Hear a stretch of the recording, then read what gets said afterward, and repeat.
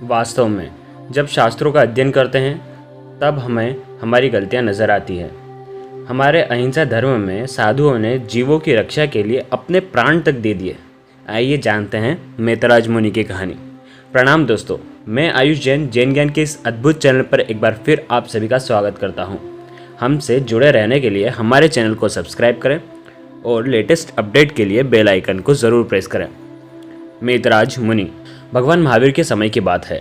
एक धनवान व्यापारी अपनी पत्नी के साथ सारी सुख सुविधाओं का जीवन व्यतीत कर रहा था। उसकी पत्नी हमेशा एक बात को लेकर दुखी रहती थी, उनकी कोई संतान नहीं थी। उन्हें जितनी भी संतान हुई वो पैदा होते ही मृत्यु को प्राप्त हो जाती थी और ऐसा उनके साथ 7 से 8 बार हुआ। इस बात को लेकर व्यापारी की पत्नी हमेशा दुखी व चिंतित रहती थी। एक बार फिर वह गर्भवती हुई और बैठे बैठे यह सोचने लगी कि हर बार की तरह इस बार भी मुझे मृत संतान न हो जाए। यह दृश्य उनकी नौकरानी देख रही थी, क्योंकि उसे मालूम था कि सेठानी को संतान न प्राप्त होने का दुख है और वह इस बार भी यही चिंतन कर रही हैं। उससे उनका दुख विलाप सहन नहीं हो पाया और वह सेठानी के पास गई और उनसे कहा कि आप बुरा न माने तो एक बात कहूँ। सेठानी, ऐसा नहीं होना चाहिए कि आपकी संतान मृत हो, लेकिन अगर आपकी संतान मृत हुई तो मैं आपको अपनी संतान दे दूंगी और आपकी मृत संतान मैं रख लूंगी। इससे किसी को शक भी नहीं होगा और यह बात हमारे बीच में ही रहेगी। सेठानी ने इस बात पर सहमति कर दी। कुछ महीनों बाद सेठानी को मृत संतान प्राप्त हुई और नौकरानी को जीवित संतान प्राप्त हुई, तो उसने अपने वचन अनुसार अपनी संतान सेठानी को दे दी और उसकी मृत संतान को उसने अपने पास रख लिया। उसके बाद सेठानी ने अपने पुत्र का नाम मैतराज रखा। समय बीतता गया और उसने अपनी संतान को सारी सुख सुविधाएं दी। उनका पुत्र बहुत ही आज्ञाकारी, चतुर और सुंदर था। मैतराज अब युवा हो चुका था और उसकी शादी की उम्र हो गई थी। मैतराज को कई शादी के प्रस्ताव आए और उसकी 8 कन्याओं के साथ विवाह संबंध पक्का हुआ। इस बात को लेकर मैतराज बहुत खुश था। एक दिन एक देव उसके सामने आया और कहने लगा, मैतराज, तुम्हारे पूर्व जन्म में तुम देव थे और हम दोनों मित्र थे और दोस्त के नाते मैं तुम्हें तुम्हारी बात याद दिलाना चाहता हूँ। मैतराज ने बोला, मुझे कुछ भी याद नहीं, आप बताएं मैंने क्या बात कही थी। देव ने कहा कि केवल मनुष्य ही दीक्षा ले सकते हैं, देव नहीं।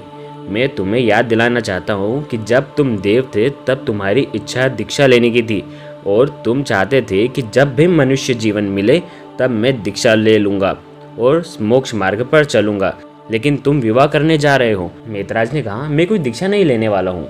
देव ने सोचा कि मैं इतना समझा रहा हूँ और ये मैतराज समझने को तैयार नहीं है। यह सोचकर देव वहाँ से चले गए। कुछ दिन के बाद मैतराज की बारात बहुत ही गाजे बाजे के साथ शानदार तरीके से निकली। लोग उसकी बारात देखने के लिए आ रहे थे। उसकी बारात देखने के लिए वहाँ नौकरानी भी आई, लेकिन वह मैतराज को पहचान नहीं पाई। तभी उसने बारात में सेठ सेठानी को देखा और तुरंत उसे अपने दिए हुए पुत्र की याद आ गई और दिए हुए पुत्र की बात उसने अपने पति को बताई। कालांतर की पूरी घटना उसके पति को बताई। नौकरानी का पति आंख बबूला हो गया और जोर जोर से कहने लगा, यह मेरा पुत्र है, यह मेरा पुत्र है। तुम इनकी बिरादरी की कन्याओं के साथ विवाह नहीं कर सकते। कुछ देर में सभी लोगों को सच्चाई का पता चल गया। मैतराज को इस बात का बहुत दुख हुआ। कुछ समय बाद मैतराज का देव मित्र उसके सामने आया और मैतराज को कहने लगा, यहाँ सभी मतलबी हैं और एक दूसरे से ईर्ष्या करते हैं। तुम्हारे साथ जो हुआ तुमने यह देखा। अब तुम्हें दीक्षा ले लेनी चाहिए, जहाँ ना तो क्रोध है, ना घमंड, ना ईर्ष्या और ना ही ममत्व है। यह सुनकर मैतराज को पश्चाताप हुआ और मैतराज ने कहा कि अगर तुम मेरी प्रतिभा मुझे वापस दिलाने में मेरी मदद करोगे तो मैं वचन देता हूँ कि मैं 12 साल के बाद संसार को छोड़ दूंगा, त्याग दूंगा और दीक्षा ले लूँगा। यह सुनकर देव ने उसकी मदद करनी चाहिए। देव ने मैतराज को एक जादुई मुर्गी दे दी जो कीमती हीरे और पत्थर को पकड़ लेती थी और फिर अचानक गायब हो जाती थी। मैतराज बहुत प्रसन्न हुआ और उस जादुई मुर्गी को लेकर घर पहुंच गया। रोज जादुई मुर्गी कीमती हीरे पत्थर मैतराज के लिए लेकर आती। मैतराज वह जादुई हीरे पत्थर ले करके राजा को दे देता और उसके बदले में वह राजा से आशीर्वाद प्राप्त करता। एक दिन राजा को शक हुआ कि मैतराज के पास कोई जादुई चीज़ है। जिससे वह मूल्यवान हीरे पत्थर मुझे रोज ला करके देता है। इसलिए राजा ने अपने सेवकों को मेतराज के घर तलाशी लेने के लिए भेज दिया। जब सेवक ने घर की तलाशी ली तब उन्हें आंगन में एक जादुई मुर्गी मिली। उसे लेकर वह राजा के दरबार में पहुंच गए।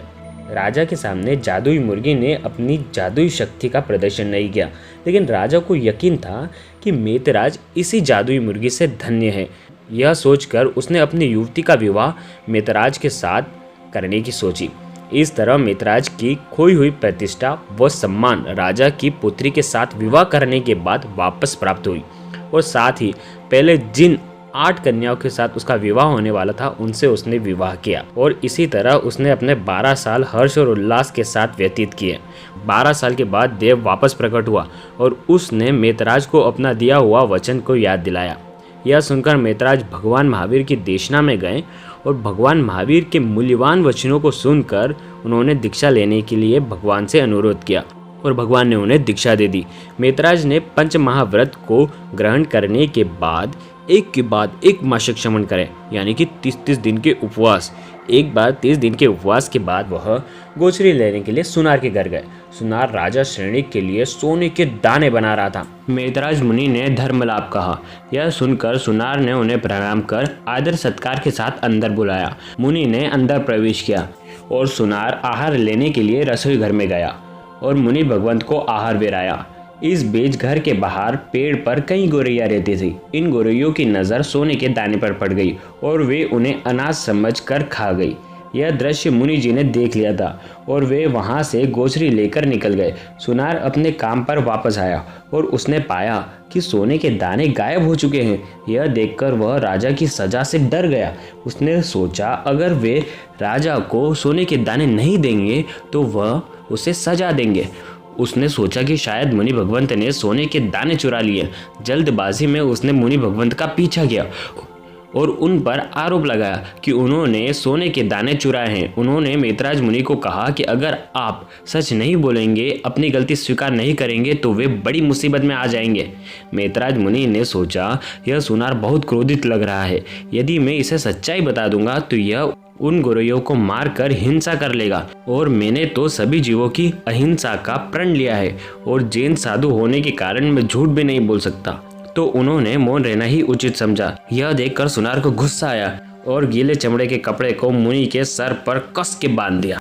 धीरे धीरे कपड़ा सूखता गया और मुनि को भयंकर वेदना से गुजरना पड़ा। मुनि ने यह सोचा कि यह मेरे किए हुए कर्म ही होंगे, जो मैंने किए होंगे उसी की सजा मुझे मिल रही है। गोरैयों के प्रति मुनि की करुणा, सुनार के लिए उनकी क्षमा और उनके कर्मों को स्वीकार करने से उन्हें केवल ज्ञान की प्राप्ति हो गई। सुनार अपने घर लौट गया और वह राजा के डर से कांप रहा था, और उसने खिड़की से बाहर देखा कि पेड़ के नीचे सोने के दाने पड़े हुए हैं। यह देखकर उसने सोचा कि मुनि भगवंत ने जीवों की रक्षा के लिए खुद को वेदना दे दी। यह सोचकर वह चमड़े का पट्टा खोलने के लिए मुनि भगवंत के पास गया और देखा कि मुनि भगवंत का काल हो चुका था और उन्हें मोक्ष की प्राप्ति हो चुकी थी। मुनि की करुणा देखकर उसने भी दीक्षा लेने का निश्चय किया और उसी समय दीक्षा ले ली। मुनि के सही आचरण ने सुनार को प्रेरित किया, जो अंत में सुनार को मोक्ष ले गया। आशा करते हैं यह वीडियो आपको पसंद आया होगा। लाइक करें, शेयर करें और हमारे चैनल को सब्सक्राइब करें। धन्यवाद।